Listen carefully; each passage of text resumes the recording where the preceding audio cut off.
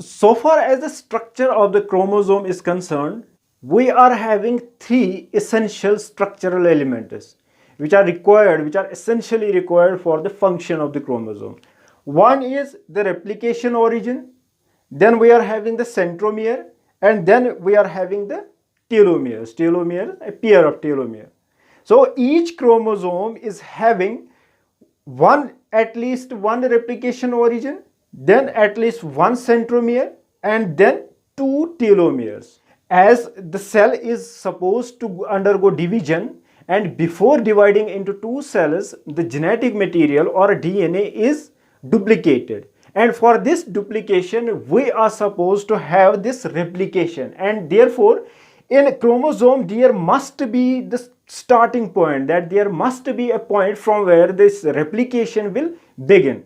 The replication origin refers to the point in the chromosome, and it refers to the sequences of the DNA where the DNA polymerase along with other regulatory proteins gets attached and leads and starts the replication or duplication of the DNA. In case of prokaryotes, we are having single origin of replication, that is, we are having only one point at which the replication of the DNA will start. And in case of eukaryotes, as you know, we are having usually multiple pointers or multiple origins or multiple sequences from where this replication can start, and at these multiple pointers, these DNA polymerases get assembled along with other regulatory proteins and they start the DNA replication. So far as the structure of the chromosome is concerned, the first primary structural element which is required for the functioning of the chromosome is this replication origin. And this replication origin refers to a specific sequences present in the DNA where the replication will begin, where the DNA polymerase along with other regulatory proteins will bind, and from where the start of the replication will occur.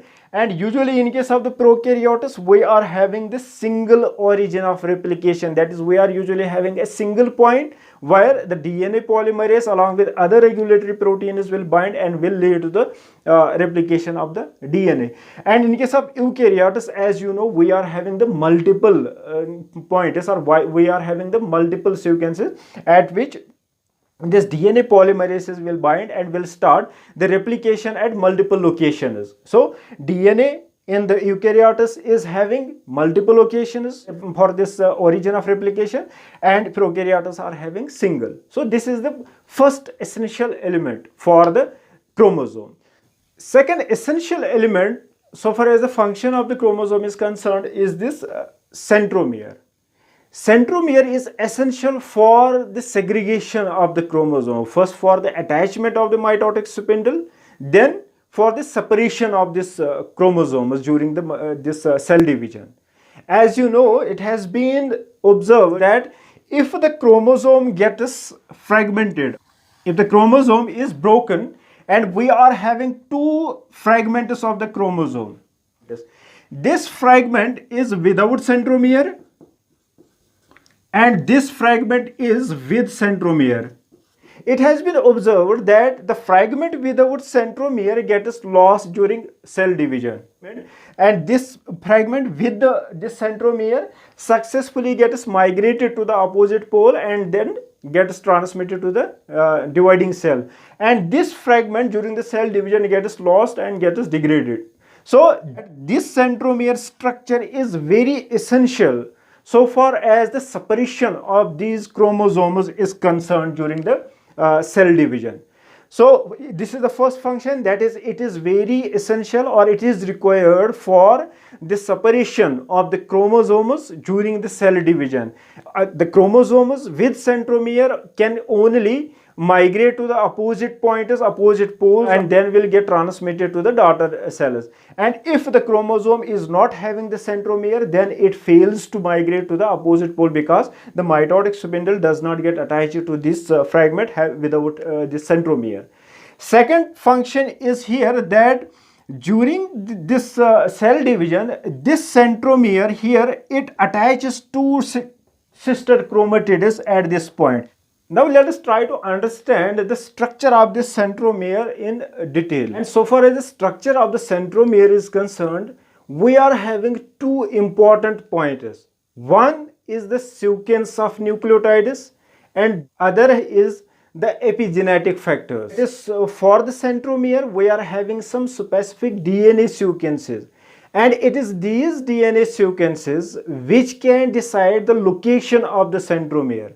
That is, this location of the centromere is determined by a specific sequence of DNA, and the sequence of DNA present in this region is called as the centromeric DNA. This represents as the centromeric DNA, and in this region we are having the specific DNA sequences. Usually in this region we are having simple DNA sequences and it is rich in 80 sequences. So first, it is the DNA sequences that has been observed to decide the location of this centromere. Another factor is the epigenetic factor, and it has been observed that in this chromatin fiber we are having the nucleosome core particle, and in this nucleosome core particle, as you remember, we are having this histone proteins. For example, we are having H2A, H2B, H3 and H4.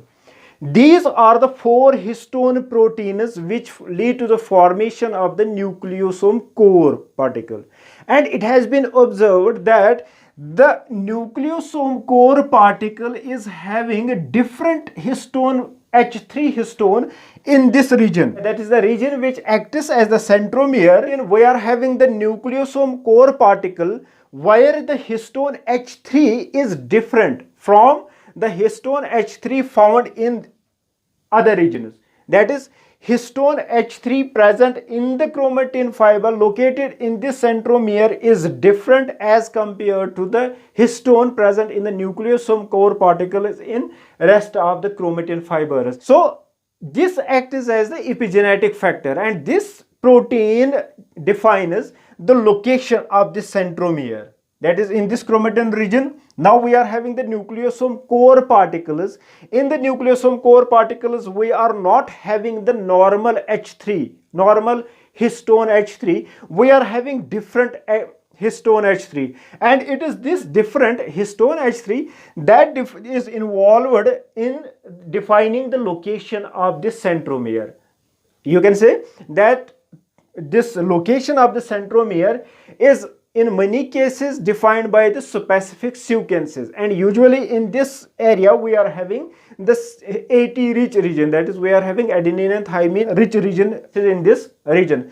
And another factor is that we are having this different histone H3 in the nucleosome core particle in this centromere region, and this different H3 histone H3 acts as an epigenetic factor to control the location of, to define the location of the centromere in this chromosome. So this histone H3 in case of humans has been called as the CNPA, that is centromere protein A, and it is this location, that is this location defined by specific sequences, then defined by different histone H3, which is in humans is called as the CNPA protein, and this location now will recruit the protein complex during the cell division, and that protein complex, as you know, is called as the kinetochore, and this kinetochore acts as the site where the mitotic spindle gets attached, and this kinetochore is having this inner core and this outer core. That is, we are having almost more than 100 proteins that get assembled at this site, which is defined by the sequences of nucleotides, which is defined by the different histone protein H3 histone as an epigenetic factor, and at this site we are having this protein complex which is called as the kinetochore. This kinetochore complex gets assembled at this region, and it is at this region this mitotic spindle gets, microtubule spindle gets attached, and then then leads to the movement, then help us in the movement of these chromosomes when they get segregated. That is, this mitotic spindle pulls this centromere towards the opposite poles, and this centromere acts as the attaching site. Now you have the structure. So far as the structure is concerned, in the of the centromere, we are having the specific sequences in this region. And in this chromatin, we are having different histone H3 called as Cen H3. That is centromere H3, because it is different in this centromere region. And it is this histone H3 that modifies this shape of this centromere as compared to the other chromatin. And at this location, we are having this Cen PB also. This Cen PB gets attached at this site. That is, it gets directly attached to this centromeric DNA. So at this location, we are having specific sequences of DNA that is called as the centromeric DNA. And this centromeric DNA is AT rich. And in this chromatin, we are having different kind of histone H3 that is called as the Cen H3, or in case of humans, we are called it as the Cen PA protein. So this Cen PA protein, along with the centromeric DNA sequences, recruit the Cen PB, and this forms the main centromeric region. And to this centromeric region, we are having the complex of proteins, this kinetochore complex, which is composed of more than 100 proteins that get assembled at this complex. And this kinetochore complex is composed of this inner core, then we are having outer core, and in between these two plates we are having a small thin translucent layer. And this inner core gets directly attached to this centromeric DNA, and this outer core attaches the kinetochore complex to the mitotic spindle. And this kinetochore, you can say, on one side it attaches it to the mitotic spindle, and on other side it attaches to this centromeric DNA. So this is the structure of this centromere. Now let us try to understand the structure of telomeres. Telomeres are natural ends of the chromosome. As you know, that this chromosome is composed of single DNA molecule, and this single DNA molecule obviously is having two ends, and these two ends represent the two telomeres of the chromosome. That is, chromosome is having two ends because it is composed of a single DNA molecule. From this point up to this point, we are having a single DNA molecule, and this single DNA molecule is having two ends. Now it has been observed that if the DNA gets damaged, or it gets fragmented into two parts or two fragments, cell is activating a defensive mechanism or DNA repairing mechanism to repair those ends which are being formed by the DNA damage. For example, we are having here one DNA molecule, and this represents its natural ends, and now this DNA gets damaged. That is, once it gets damaged or it gets broken here, now we are having two fragments of the DNA. And these two fragments are creating two different ends here. Okay, now these two fragments are very unstable as they have exposed these two ends, and these two ends are not natural. They are new ends formed by DNA damage, and the cell will activate DNA repair mechanism will act on these two new ends to repair them. There must be some special structures present at these telomeres to differentiate these natural ends from these ends which are being formed by the DNA damage, so that the cell will not produce any kind of defensive mechanism, any kind of DNA repair mechanism against these natural ends. So how these natural ends are different from these ends which are by accident formed by the DNA damage? In this natural ends, we are having repeated sequences, and these repeated sequences are assembled with some protein complexes. That is, at these natural ends we are having repeated DNA sequences, and at these repeated sequences a protein complex gets assembled to form the nucleoprotein complex, and it is this nucleoprotein complex that is recognized by the cell's DNA repair mechanism as the natural end. And this DNA repair mechanism does not start any kind of repair mechanism action against these natural ends of the DNA. So let us try to understand what are the DNA sequences which are present at this telomere, and what is the protein complex that gets associated at this natural ends of this DNA. So far as the DNA sequences present at the telomere is concerned, we are having units of repeated sequences. That is, we are having units. In the units we are having either adenine or we are having this thymine, and this adenine or thymine is repeated, for example, by m times, and this m can either be from 1 to 4. Here it is the 5' direction, and here it will be having guanine, this is a 3' direction, and here this n can be 2 or it can be more. So this is the repeat unit.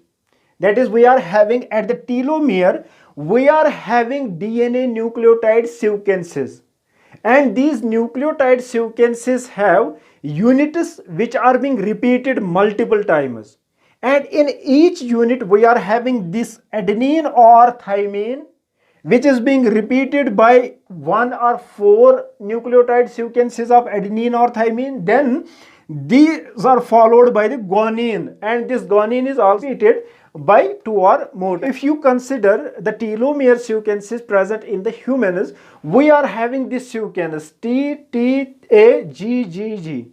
Now this is the single unit, and this unit will repeat itself multiple times, and we are having almost thousands of nucleotide base pairs at this telomeric region. And here you will observe that this unit, this is the first unit of these telomeric DNA nucleotide sequences, and this unit, as you can see, is repeated multiple times, and it is repeated almost 1,000 times to form this telomeric end. And here you will observe that this strand, which with respect to the replication is the lagging strand. This lagging strand is having the complementary base sequence up to this point. That is, these two strands are having, these are double stranded up to this point, but this lagging strand extends as a single strand hang. That is, this lagging strand beyond this point is having many nucleotides as a single strand, and as you can see, this single strand is having 3' at its end. So this 3' is towards chromosome end, and this end is towards centromere. Now if you move from the centromere towards the chromosome end, you will be having these repeated units, repeated sequences of nucleotides. First you will be reaching at this point where you will find the complementary DNA strand of this lagging strand, and from this point you will be having multiple units of these repeated sequences towards the 3' end, and they are single stranded. This single strand is called as 3' overhang. Now you have these multiple nucleotide sequences as a single strand at the end of this telomere. Now this single strand loops back to form the base pair with this DNA, double-stranded DNA. That is, this single strand forms this loop. That is, it loops back and forms this complementary base pairing with this double-stranded DNA here. That is, this single strand gets inserted into this double-stranded DNA and forms complementary base pairs with this. And this loop formed at this telomere end is called as the T loop, telomere loop. And as you know, as this strand, this single 3' overhang displaces this one, this is called as the D loop. D loop means the displacement loop. Now we are having two loops at the telomere. One is the T loop, another is the D loop. T loop is when this overhang forms, loops back on its own strand and forms this loop like structure, telomere loop. And D loop is formed when this 3' overhang forms a complementary base pair with this strand of this double stranded DNA by displacing this strand, and this is called as the D loop. This is the structure at this telomere. In addition of this nucleotide sequence, we are having this complex of proteins. This complex having 6 proteins is called as the sheltering complex.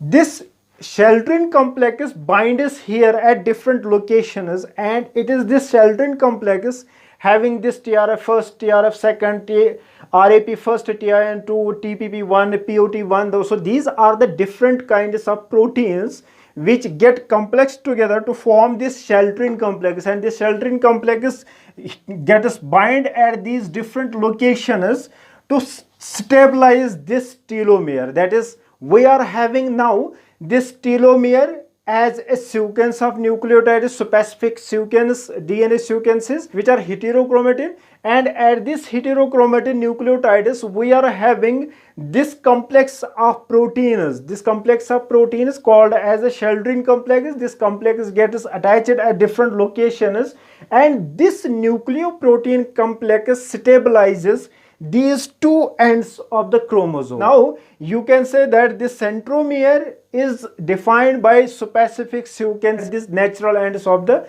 telomere. We are having these repeated sequences, as in case of the mammals or humans we are having this TTA GGG sequences, and these sequences up to this point are double stranded, and here it forms a 3' overhang. This overhang loops back and forms a complementary base pairing with this DNA strand by displacing this one, and it leads to the formation of the T loop, telomere loop, and this displacement loop and this structure, this loop structure is present at the telomere. And to this telomeric structure we are having this complex of proteins called as the sheltering complex, composed of 6 different proteins. This sheltering complex stabilizes the structure by binding at different locations. So this is the structure of the telomere. Now you can say that a chromosome is having 3 important functional units. So 3 important structures which are essential for the functioning of the chromosome. One is the origin of replication, second is a centromere, then we are having 2 telomeres at the ends of the chromosome.